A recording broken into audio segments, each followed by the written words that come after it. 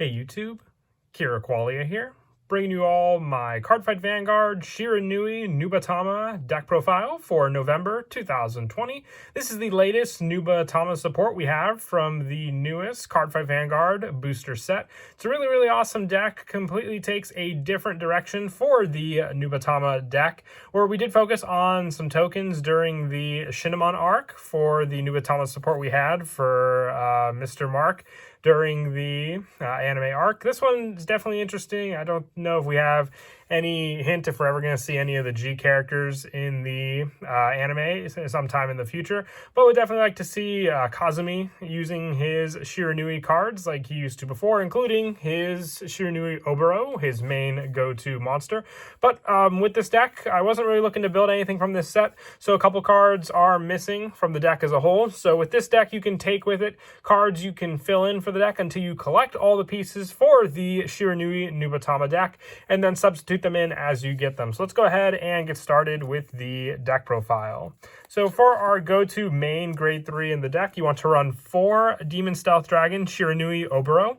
On Vanguard Circle during your turn, if you have 2 or more cards in your soul with Shiranui in their card names, this unit gets plus 15,000 power, and you perform drive checks for the battles of Mask of Domination tokens that attack. So for those of you that don't know, those are the specific type of tokens you use in the deck, basically being able to be called out with all the other different units you run for that playstyle. So being able to adjust your drive check based on this and have the power boost brought upon it as well makes for a very scary Vanguard attack, especially if you've built up all these tokens on the field.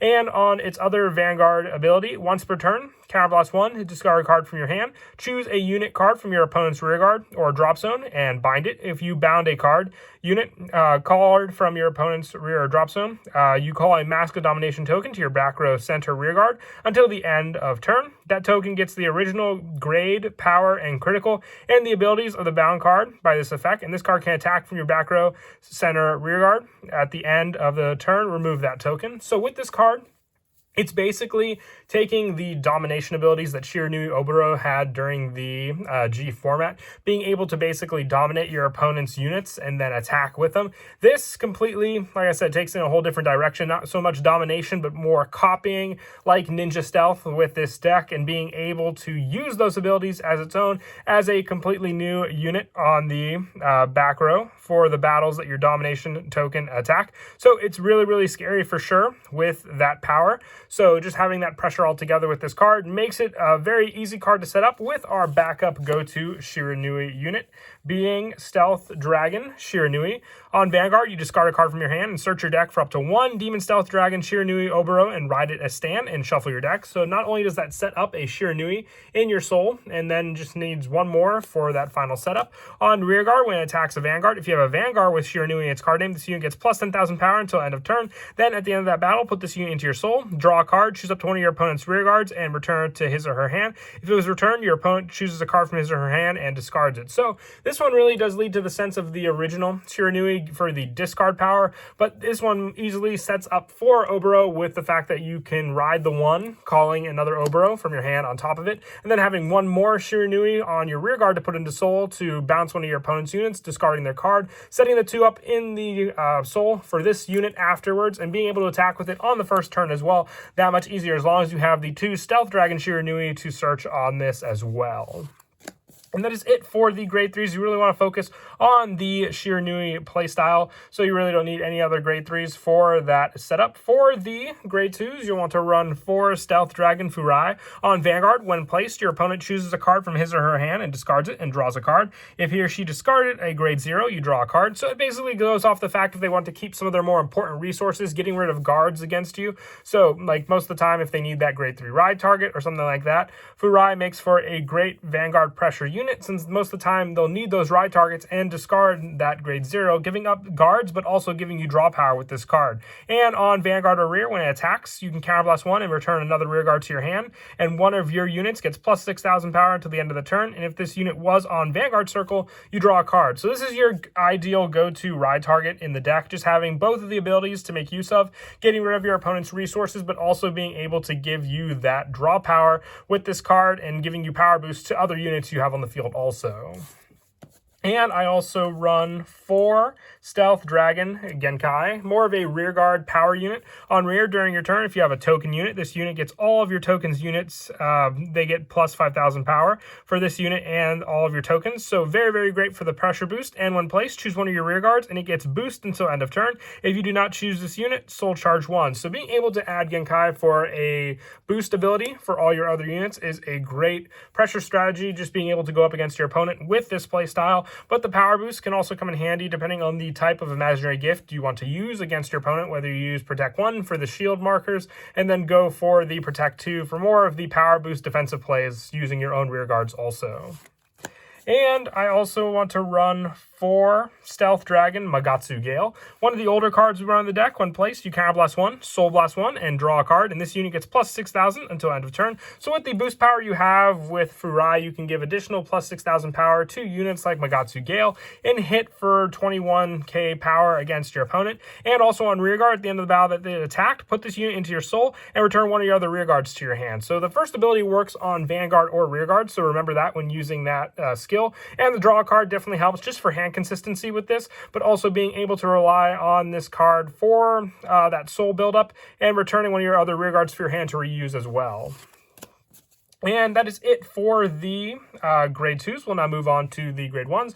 I want to run 4 Stealth Beast Kataregitsune. With this one on rear, during your turn, if you have a token unit, it gets plus 5,000 power. So being the generic Nubatama grade 3 searcher for the deck, it works in a good amount of decks, but you just get that extra bonus with this one, having the token unit. It also can work pretty well with the Shinamonarch Nubatama that Mark used, the fact that you'll have tokens with that deck also. But having the grade 3 searcher makes it very, very useful just to have the consistency to hit the Shiranui you want with the deck, and making sure that you can go into Oboro at the end of that build up as well. And also I run 4 of the Stealth Beasts Joggin' Row. With this one, when retired from rear during your opponent's turn, search your deck for up to 1 Stealth Beast Joggin' Row and reveal it and put it into your hand and shuffle your deck. Now, I was debating, more than likely, Fuki would be my one spot for this one. It was an older Nubatama set card, but if you don't have the Fuki and you want to rely on more of the cards you have in this set, you can run Stealth Beast Joggin' Row, because from hand, when your rear guard is placed by your card's ability, you Counterblast 1 and call this card to rear. So just with that setup, you have more and more of this option to call this card out with the deck. But once again, if you want to run Fuki, it's more of a reliable build-up card in the deck than I would say Joggin' Row is. But it's still just player preference, and also if you want to rely on cards solely in this set. That's why we're also running 3 Stealth Rogue of Apparition Sadamune. When placed, look at 7 cards from the top of your deck, reveal up to 1 Shiranui and its card info among them, and put it into your hand and shuffle your deck. Now, ideally, you do want to run 4 of this card, so if that being the case, you would take out the 1 Joggin' Row, putting in a 4th copy of Stealth Rogue of Apparition Sadamune, and then have the 3 be the Fuki from the older set, like I said, for Nubatama. But that's just if you're going off of having all of the cards for the old set as well to go into. But Sadamune, also on rear when placed, you Soul Blast 1. Your opponent chooses a card from his or her hand, discards it, and increase this unit's power by the defense of that unit until end of turn, and then your opponent draws a card. So just making it so if your opponent does discard a lower grade unit, you make this unit that much stronger by the card they discard, but then also you just mill through their deck, hopefully taking away some resources they could have used. But the biggest thing with Sadamune is the fact that it is a Shiranui searcher, because you want the setup being your Stealth Dragon Shiranui as the first card, and then go into Oboro afterwards. And then to finish off the grade 1s, I run the 2 Stealth Beasts Yami Yamaneko. When discarded from hand during your turn, you Soul Charge 1, and during the battle that boosted, this unit gets plus 3,000 power. So just another option in the deck. If you wanted to put in 2 copies of Stealth Rogue of Ophiomancy instead of this card, and then just put in this card as the spot for the Kagure Gitsune until you receive more copies of it, just making it so Ujihime is more of a ride target than this card in the deck. But that's player preference altogether for that setup. But during the battle that this unit boosted, it gets plus 3,000 power also. So you have it more for a power boost unit when boosting some of your other units. But once again, we're going based on the setup of what grade 1 cards you may have in the deck altogether, using the Kagitsune search, and then having the option to add in your Ujihime into this spot of the final 2 in the deck. And that is it for the grade 1s. We'll now move on to the grade 0s. Run for your starter, the new one, Stealth Dragon Madoi. It's not the original starter we had during the Shiranui lineup, but still one that you can definitely make use of with the fact that it's when wrote upon draw, and having the updated text of if your opponent's Vanguard is grade 1 or greater, you get the quick shield ticket. I know it's a little more difficult for some people to get access to the festival collection, so having these new starters in the deck just make it that much easier for people to use. And also, I decided to go with the 8 critical lineup for the trigger lineup. I run the 4 Stealth Beast Tobihiko and 4 Stealth Dragon Gambaku.